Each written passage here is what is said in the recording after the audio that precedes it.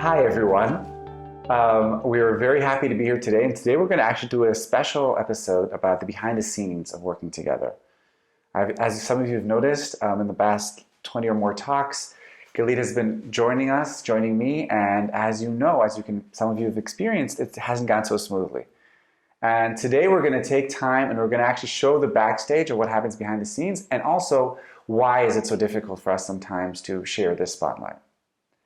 Hi, my name is Dr. Assael Romanelli. And I'm Galit Romanelli. And this is the Potential State. And today we're going to talk about the power dynamics in every relationship, starting with our relationship.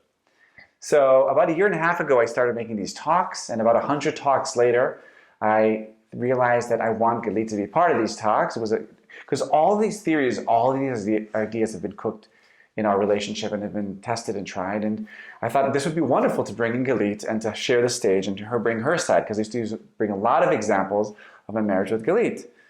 And so this was a wonderful idea, but when she actually practically came in, and those of you who know me know that it's hard, I'm a one-man show and it's hard for me to share this space. I saw that it was really hard for me on a physical level. Cognitively, I loved it, but physically, as we're filming it, it was like, oh, and it was hard for me to share the space, and I was mansplaining her and cutting her off, and in my mind I was saying, oh, we have to go on faster, we have a script, and she's going off script, and I started getting feedback, especially from men, that it looked like I was shutting myself up or forcing myself to let her in. In the beginning, I felt a lot of shame. And it was kind of like I didn't want to talk about it with Galit, but then we started opening up, and I realized that this is part of a wider dynamic, which we call the 95-70, which we'll talk about in a second. And bringing that together, and we've reached a point where Galit said, and I love her for saying that, she said, we need to make a talk about this parallel process that you guys are witnessing as we are starting to work together, how this power dynamic between us is manifesting in our overt and covert power struggles in these talks. Yeah, I love that. So I think that part of what was happening kind of simultaneously to you creating your channel and your talks was that I was also finding my voice in working with the whole infant feeding journey and working with mothers. And so then when you had kind of suggested, or when I think we realized that a lot of the things that you were bringing to these talks was our relationship, it only felt right to actually join and really bring my voice to the room, because that felt aligned with what I was trying to achieve. And yeah, we came up with a lot of challenges and noticed that we were talking over each other. We were kind of fighting for the space. And it became clear, not just, but also from the constructive feedback that it was becoming a challenge that was something that we really should address and look into. And I think that one of the last videos, I really noticed it. Like it became really, I became really aware of how much we were doing it, and that we were really kind of like fighting over the space. I also want to say that I think we realized that it was an opportunity, to be transparent on the process, and also to realize where we weren't working towards each other's strengths. So Assael is much more AD and logical, and he really builds out the structure. And my strength is much more improvisational. I'm a fast reactor. I take something and I see kind of where it landed and how it came to play in our relationship or in our family or in past experiences. And I am much more associative. But we weren't working together in a partnership that worked towards our strengths. Rather, we were trying to kind of compete or fit into, like I needed to fit into the existing structure. And so we realized that that's not working, and we needed to kind of name it and renegotiate. And I think that what we realized was that this is another opportunity to refine our work on the 95-70 and explore. And so we came up with, through working on these videos, we actually came up with a new way and process to tease out and soften the 95-70 from various areas in the relationship.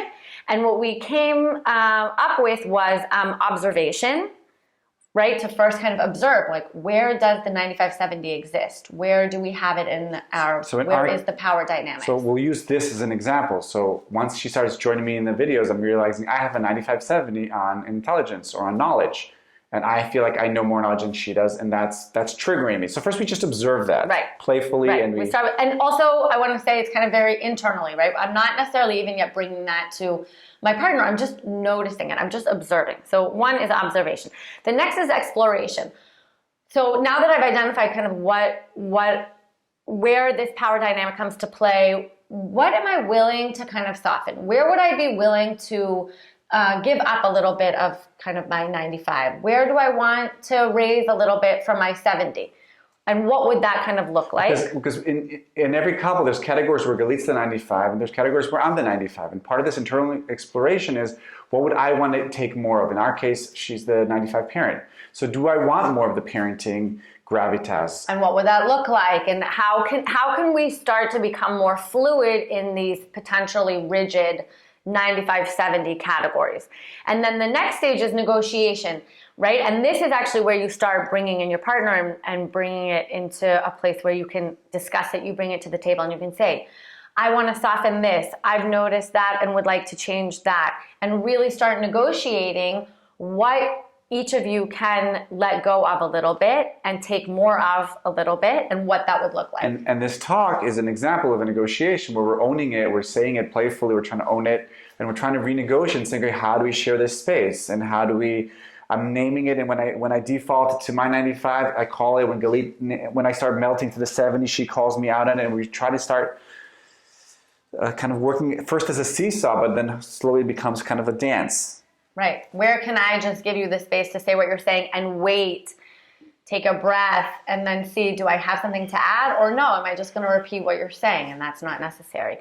And then the final is cross-pollination of actually acting it out, starting to slowly change the 95-70 dynamic, which again is really this. What we're doing right now, and it's water on a rock. It's going to take a while because these power dynamics are on societal level. It's the psychological patriarchy, this feeling of scarcity that we all have.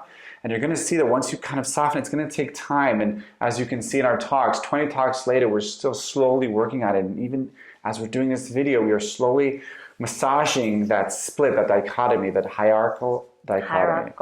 Yeah. So for those of you who kind of want to start softening this, these 4 stages are kind of like a roadmap, and obviously takes more than just a talk to change it. Yeah.